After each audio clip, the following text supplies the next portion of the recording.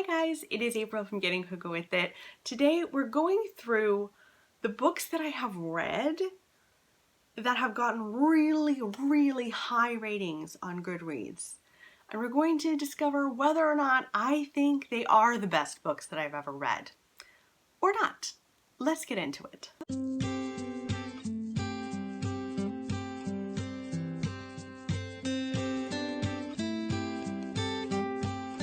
So I've got 10 books here that I want to share with you. We'll go from like the lowest ratings, which are unbelievably high, to the very tippy top. The last one I did not like. Spoiler alert. So you're gonna have to stay to the very end to find out what that is. So coming in at number 10 is The Book of Negroes by Lawrence Hill. This got 4.46 stars on Goodreads. I gave it 5 stars. This was so good. It's Canadian literature and I adored it so much. This follows a woman named Aminata, and we meet her as a very old woman living in England, and she is being asked to tell the story of her life to abolitionists who are trying to end slavery everywhere.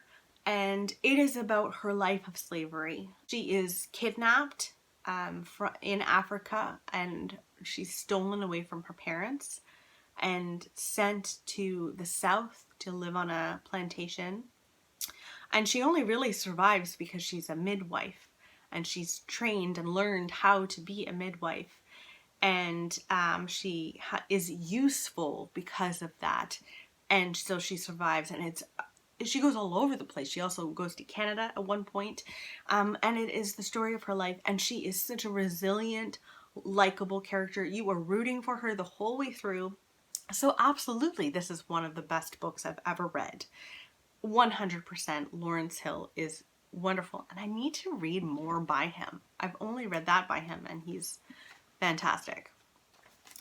Coming in at number 9, I've got The Help by Catherine Stockett, and people on Goodreads gave this 4.47 stars, and I gave it 4 stars. I really loved this book. It's a lot of fun to read. It's also really heartfelt. It's very heartwarming as well. This takes place in the South in 1962, Jackson, Mississippi, and we follow a group of women. We follow these black women who are the help. We also follow a white woman who is a journalist, and she decides to tell the story of these people, of these women, and how their lives have been and how they're treated. She's trying to kind of do an expose about the racism that exists in her small town. And I really enjoyed it. I laughed in this. I'm not sure if I cried, but it was very heartwarming at times. And I really enjoyed that. Now, she hasn't written anything in a long time. I recently did a video, I don't know if it will have gone up or not, but of writers who haven't written anything else. Like, this is written like 10 years ago or something crazy like that. It was published in 2009, so like 11 years ago, and she hasn't written anything since. And I hope she does, because I really enjoyed this. Would I say this is one of the best books I've ever read? No, but it was really good. It's still on my shelves all these years later, and I want to reread it because it was really good. A great summer read, I would say. Coming in at number 8 is The Heart's Invisible Furies by John Boyne. People on Goodreads gave this 4.47 stars, and I gave it 5 stars. I loved this book. This follows a man named Cyril Avery in Ireland, I think in the 50s, I want to say. He is a gay man, and you follow him from birth. Actually, you follow him before birth, because you follow his mother for like the duration of her pregnancy.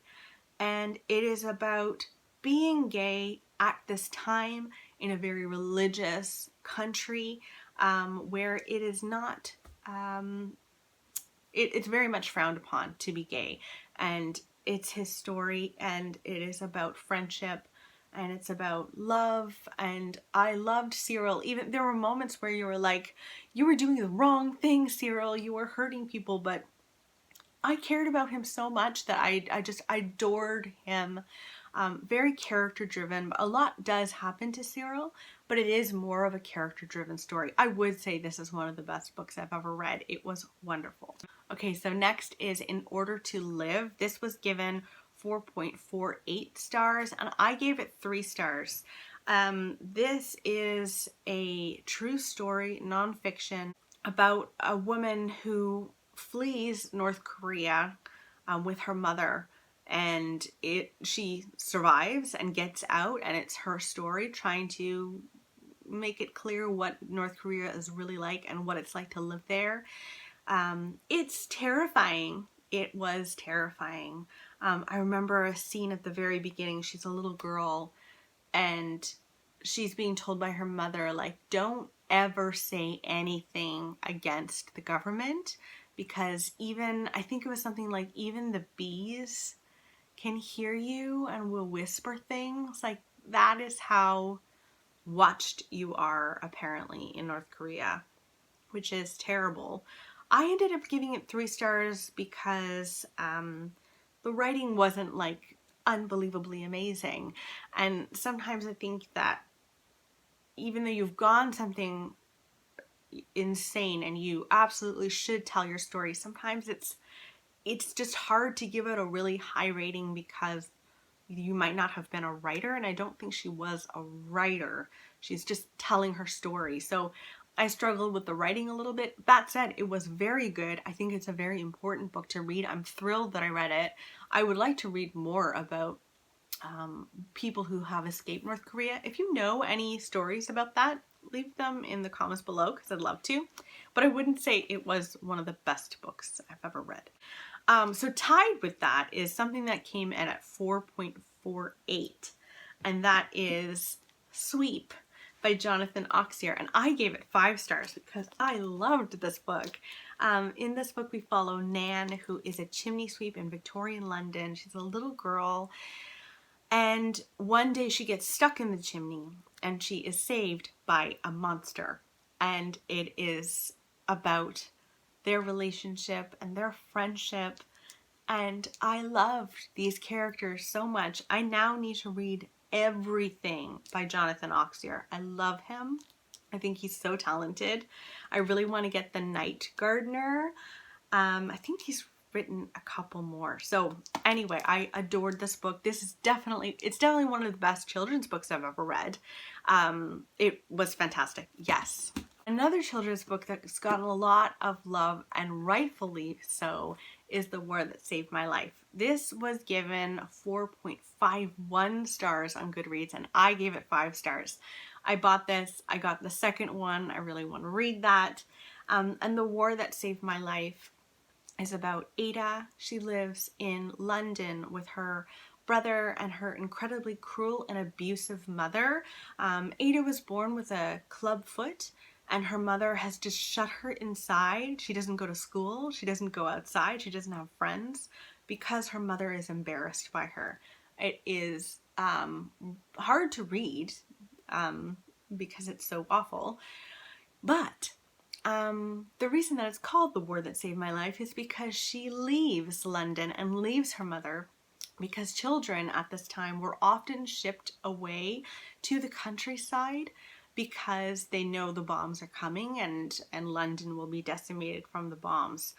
And so she goes to the countryside and stays with a woman who is so kind and patient and shows her love, and it's about found family, and it is absolutely one of the best children's books I've ever read.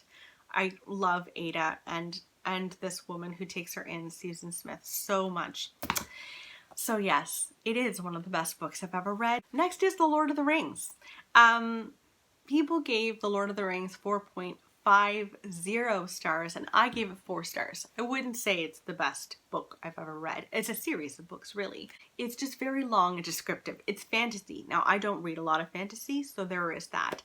And I think fantasy is long and descriptive. But I really appreciated what Tolkien was doing, and I cried at the end. and have watched the movies like 7 million times. So I will say that I loved it, but I wouldn't say it's one of the best books I've ever read. And if my dad is watching this, he's probably very angry with me and might disown me. In the third spot, we've got Dear Ijawele, or A Feminist Manifesto in 15 Suggestions by Chimamanda Ngozi Adichie. This was wonderful, and people gave this 4.53 stars. I gave it 5 stars. I really loved this. I read this just after Nora was born, and when I was reading this, sometimes she would be breastfeeding, and I breastfed for like a hot second. It's wonderful. This was written because Chimamanda's friend had a baby girl, and she wrote her and said, "Can you tell me how to raise a feminist?" So Chimamanda wrote back and wrote this long letter of how to do that, and she turned it into a book, and I'm so glad that she did.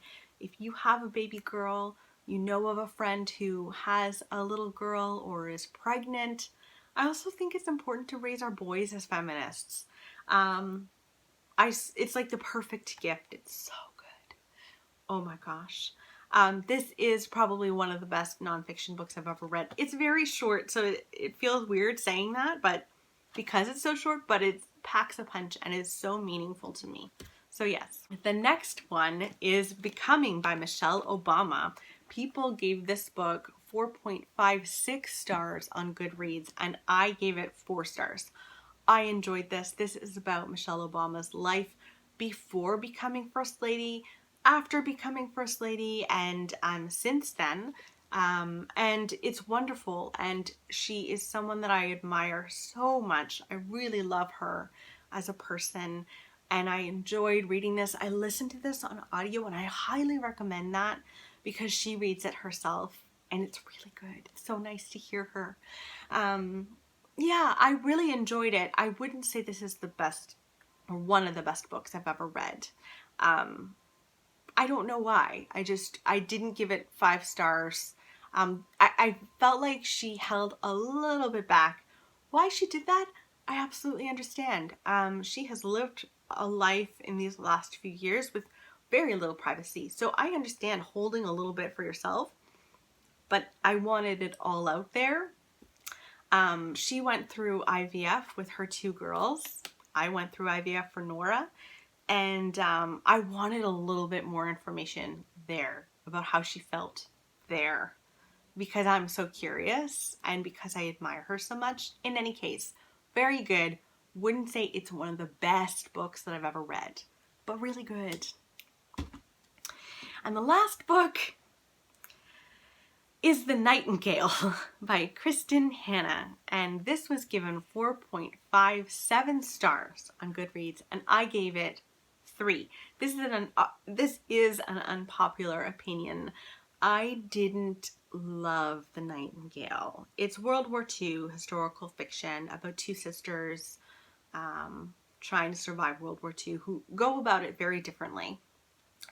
I don't really love Kristen Hanna's writing style. I find her stories fascinating, which is why I do keep reading her and keep picking her up. But the writing, it's never executed the way that I want it to be. So I didn't love it. I only gave it 3 stars, but I didn't hate it either. That's the thing about her. I never really hate her books, but I do find myself rolling my eyes a couple of times when I read her stuff. So no, I wouldn't say it's one of the best books I've ever read. Not at all. And honestly, I was kind of annoyed that this came out at number 1. And of all of the books that I've read, I would not say this should be number 1. I've read classics. I've read, modern classics. Shouldn't one of those be number 1? But anyway, no hate to anyone who really enjoyed The Nightingale at all. Like, I totally get it. I'm still reading her stuff, and I'll still read it from here on out. Like, I'll probably pick up her next book. But yeah, I just don't think it deserves that much hype. Let me know in the comments below, what did you think of these books? Are any of these books the best books that you've read? I'd love to know in the comments below. I hope you're doing well. Oh, also in the description box, I'm getting much better at putting things there, like my Amazon wish list, like my Goodreads and my Instagram page. I'd love to be friends with you all over the place. Go check them out, and I will see you guys soon. Bye!